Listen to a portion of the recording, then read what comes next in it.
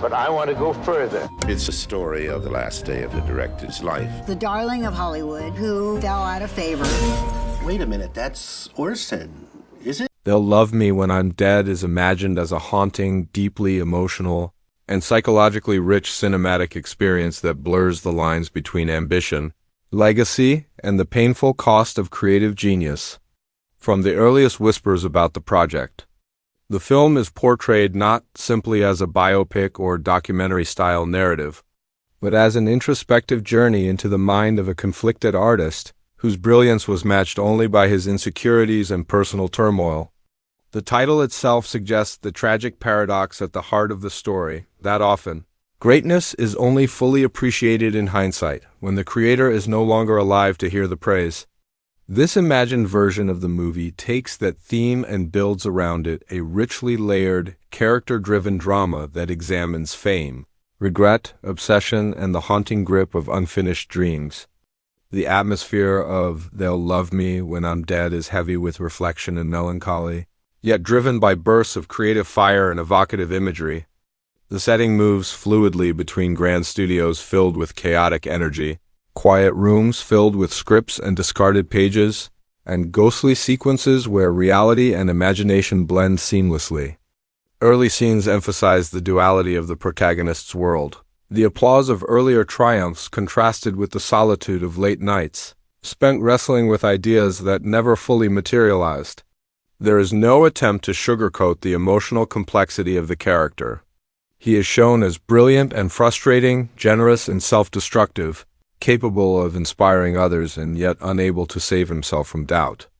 Casting discussions within this imagined narrative highlight the importance of finding performers capable of expressing nuance and inner conflict. The lead role is envisioned as a layered portrayal by an actor known for emotional depth and subtlety, someone who can communicate volumes through a glance, a silent pause, or a tremor in the voice. Supporting cast members represent a gallery of figures integral to the protagonist's life, collaborators who believed in his vision, friends who drifted away as his obsessions grew, and critics whose words cut deep even when they were correct. Each of these characters is given space and complexity, avoiding simplistic caricature in favor of humanity with all its flaws. The plot begins not at a point of triumph, but at a late moment in the protagonist's career, after a series of attempts at a magnum opus have faltered. He is at once revered and misunderstood, celebrated for past achievements but struggling to complete a project that he believes will define him forever. He moves through formal receptions and informal gatherings with a polite smile that masks an inner turmoil, a sense of urgency driven by the feeling that time is slipping away. Though he is surrounded by people, there is a pervasive sense of isolation, as if the audience can see the private fracture within him that others choose to ignore.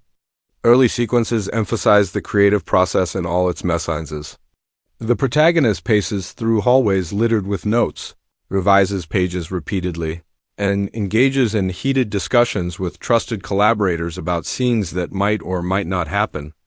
These moments are interspersed with flashbacks to earlier successes, creating a tapestry of memory and aspiration that suggests the inseparability of the past from the present struggle. The film treats these sequences not as static recollections, but as living echoes that inform every decision and misstep. As the story develops, the emotional stakes begin to rise. The protagonist's relationship with his closest collaborators becomes strained as deadlines loom and criticism increases. Characters who once offered unbridled support become frustrated, offering advice that is tinged with concern and, at times, exasperation. These interpersonal conflicts are not melodramatic, but instead feel authentic and grounded in the reality of working on a demanding creative endeavor. Conversations about artistic purity clash with practical concerns, creating tension that feels both personal and universal. Personal relationships outside of work also suffer. The protagonist's family members, who once rallied around his youthful dreams, now feel distant, unsure how to comfort a person who seems lost inside his own mind. Scenes depicting family dinners, attempted reconciliations, and quiet moments of regret are filled with an aching empathy. Portraying the protagonist not as a villain but as a human being caught between passion and self-sabotage, these scenes deepen the emotional core of the script, making the audience feel the weight of a life lived in pursuit of perfection. Midway through the story, a turning point occurs when the protagonist stumbles upon an artifact or idea that ignites his imagination anew.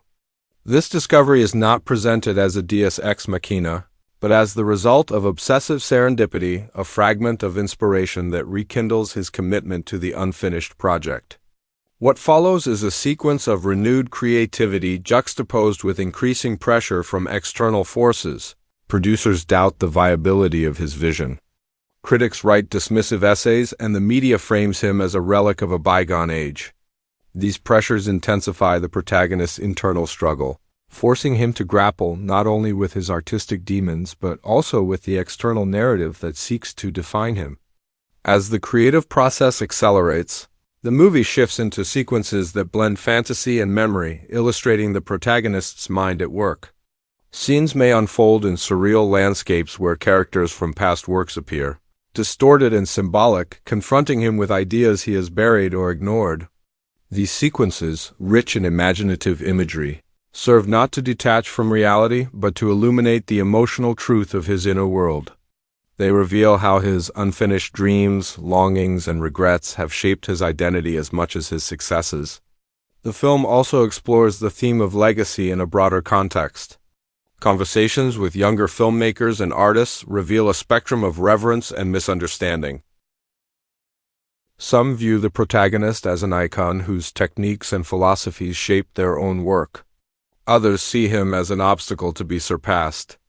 These interactions are not portrayed as antagonistic, but as reflections of the complex relationship between old masters and new voices.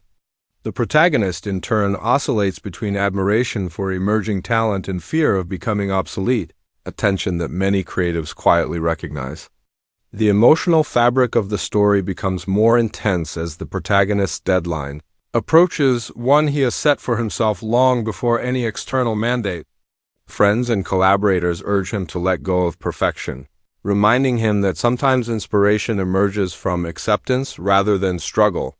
These moments are not trite, but rather moments of genuine vulnerability, as characters express fears, hopes, and personal stakes in ways that resonate with universality.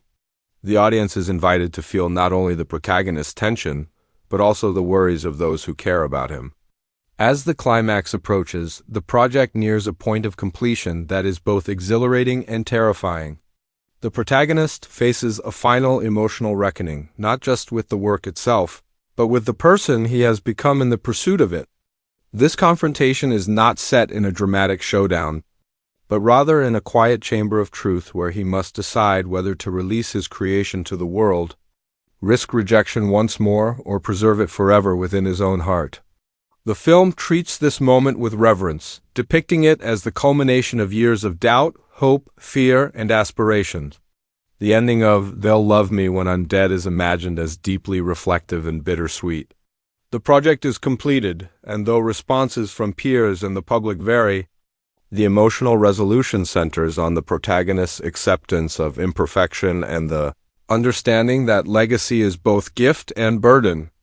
The final moments are quiet, focusing on stillness rather than celebration, suggesting that the journey of creation is ongoing and that love, whether given in life or after, is shaped by truth more than applause.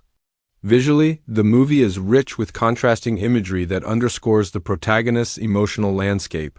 Bright flashes of inspiration contrast with shadowed corridors of doubt, and the use of light and sound creates an immersive atmosphere that feels both intimate and expansive. Music plays a significant role, often echoing themes of memory, loss, and hope, reinforcing the sense that creativity is inseparable from emotion. Trailer elements imagined for the film emphasize not plot points but mood and thematic depth. Rather than dramatic reveals, the previews might feature whispered reflections, fragments of script pages floating in slow motion, and fleeting glimpses of key moments of triumph and despair. The tone of the trailers leans toward evocative mystery, inviting audiences to ponder the emotional truths at the core of the story rather than promising conventional thrills. Overall, "They'll Love Me When I'm Dead" is imagined as a compassionate and insightful exploration of the life of an artist wrestling with unfinished work. personal history, and the desire to be understood. The updates and discussions surrounding the project suggest a narrative that values emotional honesty over spectacle, depth over simplicity, and human complexity over easy answers. By focusing on the inner life of its protagonist, the film aims to resonate with anyone who has ever struggled to complete something that matters deeply to them, reminding viewers that sometimes the most profound journeys are the ones we take within ourselves, carried forward by memory, regret, and the hope that love, whether given in life or after, can